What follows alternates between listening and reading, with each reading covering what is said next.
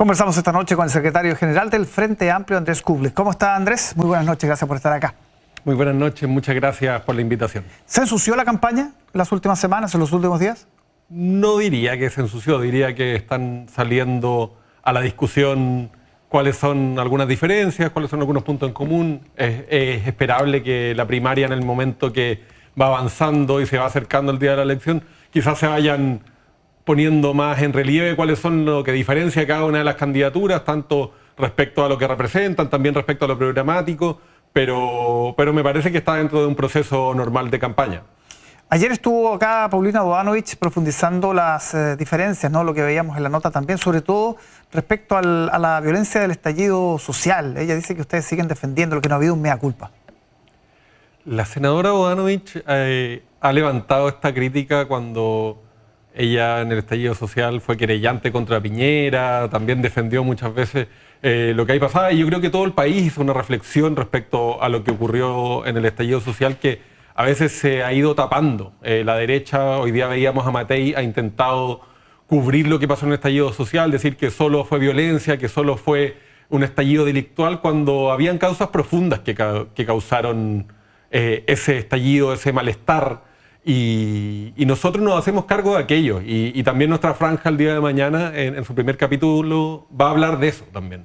De cómo representamos y cómo nos hacemos cargo de ese malestar. Entonces que la senadora Bodanovich adquiera el mismo discurso que la derecha de olvidar lo que pasó en el estallido y decir que fue solo violencia, me parece que no contribuye a un diagnóstico que yo creía más común en el sector respecto a que, si bien todos rechazamos los hechos de violencia del estallido, habían causas profundas que lo causaron y que son esas las que la política debe atender.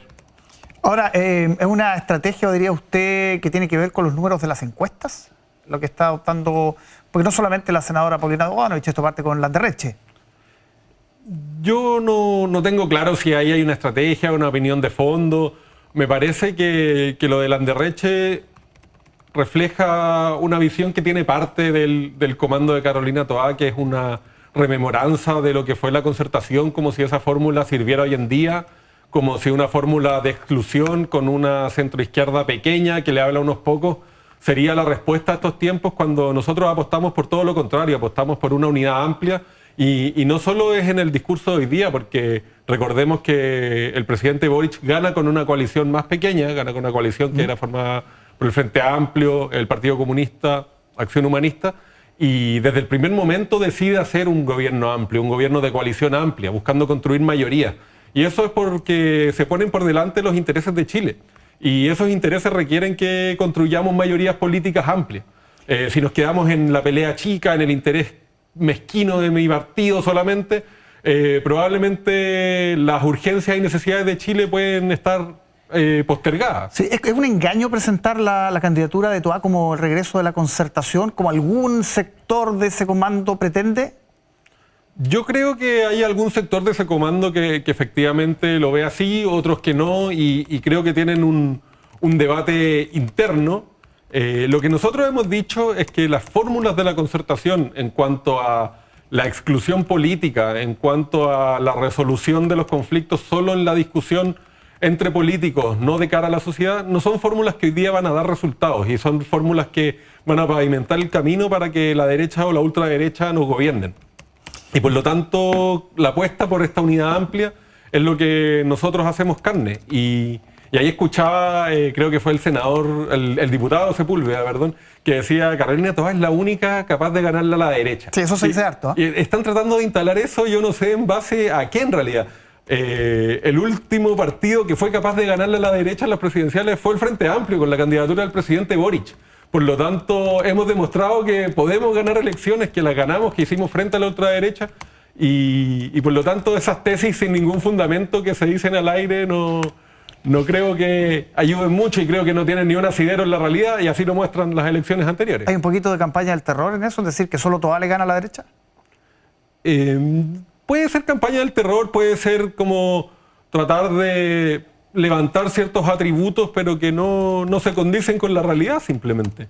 Yo creo que acá en la primaria cada candidato o candidata tiene que decir por qué cree que es el que está más capacitado para gobernar Chile, para generar políticas que se hagan cargo de las urgencias sociales, Y en ese tono de discusión creo que es hacia donde tenemos que llevar la primaria. Esto de le puedes ganar tú o yo más a la derecha, creo que no tiene ni un asidero y es parte de lo que se va a ver en las elecciones. Solo me quedo pendiente del estallido, si está en los planes, digamos, hacer como un mea culpa por el tema de la violencia, de apoyar la violencia o de hacerse el leso con la violencia.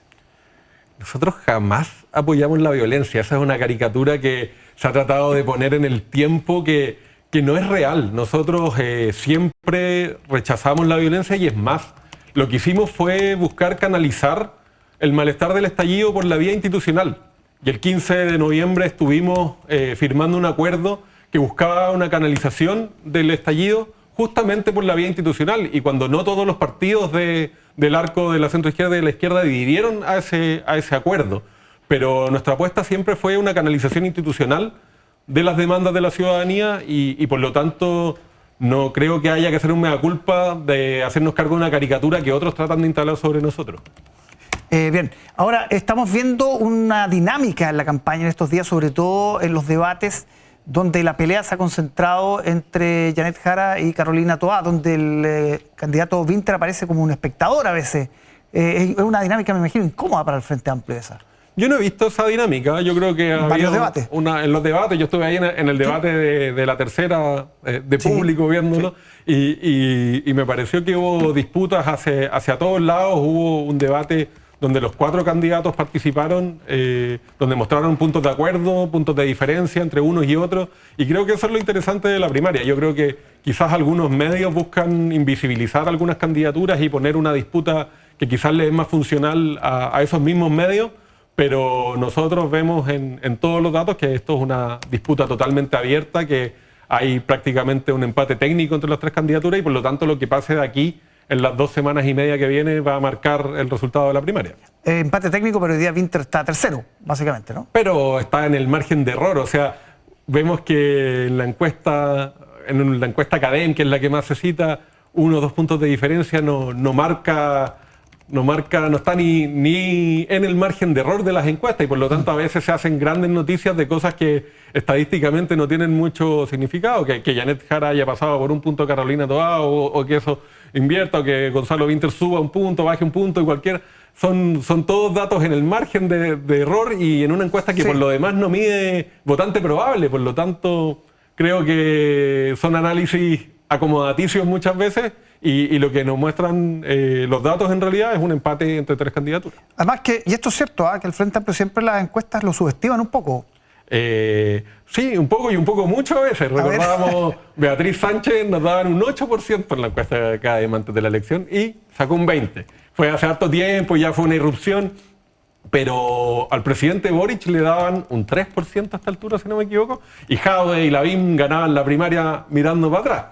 Y vemos que esas cosas después no se cumplieron y en general las encuestadoras después no rinden muchas cuentas de los resultados a posteriori, como que van marcando el debate y yo encuentro que a veces van sobredeterminando el debate y por eso nosotros miramos las encuestas porque todos las miran, hay que comentarlas, pero tampoco la tomamos con tanta preocupación y mantenemos el timón de lo que también vamos viendo en la calle, vamos viendo la cantidad de puntos de volanteos, de comandos voluntarios que autogestionadamente se están levantando esta campaña y eso nos mantiene con optimismo hacia lo que viene. ¿Es una mochila ser el más oficialista de los 4? Yo no sé si es el más oficialista o cómo decirlo. Andrés, sí. Pero estaba la ministra del Interior y la ministra del Trabajo, 2 ministras del comité político del presidente Boric, que ahora quizás desconocen los propios acuerdos que se tomaban ahí en ese comité político. Entonces, más allá de lo discursivo, yo creo que acá hay una primaria evidentemente del oficialismo. Sería engañar decir una cosa distinta y nosotros lo hemos dicho muchas veces, estamos orgullosos de lo que se ha avanzado en este gobierno. Pero también hacemos la distinción de que cuando se habla de continuidad y se trata de poner ese enfoque, a veces se ve como opuesto a generar cambios y nosotros no queremos estar en la vereda opuesta de los cambios, no lo estamos, creemos que los cambios hay que profundizarlos y por lo tanto vemos que ahí lo que se requiere es convicción, es decisión para empujar muchos de esos cambios que también quedaron pendientes en este gobierno, si eso hay que ser honesto, hay cosas que quedaron pendientes, el fin a la AFP quedó pendiente, una reforma tributaria más profunda quedó pendiente, en seguridad tenemos que seguir haciéndonos cargo de la crisis que está ocurriendo y por lo tanto se requiere convicción, decisión y capacidad de mantener unido el progresismo y en eso vemos que es la candidatura de Gonzalo Winter la más preparada para aquello. Hay dos exministras que ahora desconocen las decisiones que se tomaban en el comité político. Me dice usted, ¿hay molestia por eso? No, yo creo que es una estrategia de campaña y la propia gente puede ver la incongruencia que hay en que se critiquen decisiones que cuando se estaba en el gobierno se defendían y que se desconozcan cosas o que haya una posición que los triunfos del gobierno que parecieran querer apropiárselos y aquellas cosas que no les gustan tanto al gobierno o que no salieron bien por ese motivo, buscan mantener distancia. Eso es un poco acomodaticio. Yo creo que tanto los aciertos y los errores del gobierno son, y nosotros llamamos a asumirlos como coalición, como lo hemos hecho, creo, durante estos años. ¿Hay alguna de las dos que haya hecho más eso, que haya desconocido más los acuerdos que la otra? No, yo creo que a las dos he visto que en ciertas circunstancias, situaciones buscan alejarse de ciertas posiciones de gobierno y de decisiones o cosas que fueron decisiones colectivas. ¿Usted cree que el electorado oficialista va a premiar, digamos, la fidelidad a la moneda, al presidente, al gobierno?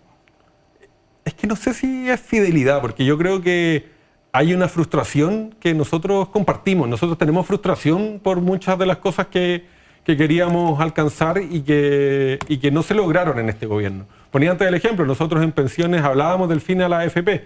No lo pudimos conseguir, la derecha no dio los votos para aquello. No empujamos quizás con suficiente fuerza o presión social aquello. Y terminamos con una reforma que mejora las pensiones, pero que no mueve mayormente el negocio de la AFP. Eso evidentemente nos genera una frustración en cierto sentido. Pero eso no quiere decir que nosotros vayamos a decir, no, esta es la reforma de Janet Jara y no la nuestra, sino que fue algo colectivo, fue algo que nosotros como Frente Amplio salimos a empujar desde la calle y tratamos de empujar los márgenes para lograr un sistema lo más cercano a lo que esperamos. ¿Se logró en su completitud? Por supuesto que no tenemos mayoría en el Congreso y ahí también entra cómo vamos a enfrentar la siguiente elección parlamentaria. Bien, Andrés, muchísimas gracias por acompañarnos esta noche. Muchas gracias por la invitación. Que esté muy bien, buenas noches. Buenas noches.